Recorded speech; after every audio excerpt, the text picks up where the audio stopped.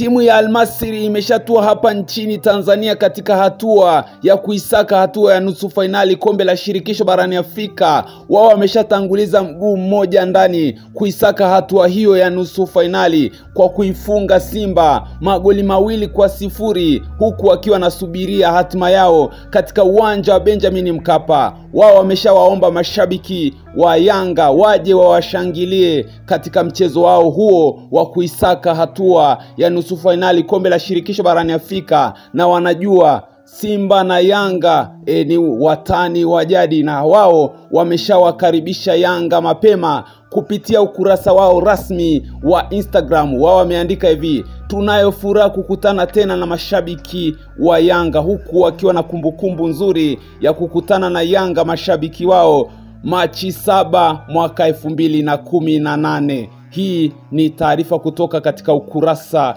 rasmi wa Al-Masry, huku wakisema kwamba mashabiki wa Yanga waje wawashangilie katika mchezo wao huo. Lakini exclusive kabisa, baada ya kuwasili nchini kwa ajili ya mchezo wa marudiano dhidi ya Simba, kikosi cha Al-Masry kimefika katika hoteli ya nyota 5 Johari Rotana iliyopo Dar es Salaam. Jana usiku walifanya mazoezi ya viungo katika jimu iliyopo ndani ya hoteli hiyo. Je, nini kitafuata katika mchezo wa marudiano, huku wakiwa wametanguliza mguu ndani kwa kuifunga Simba nyumbani kwao magoli 2-0, huku wakiwa wanataka walinde hicho walichopata kule kwao?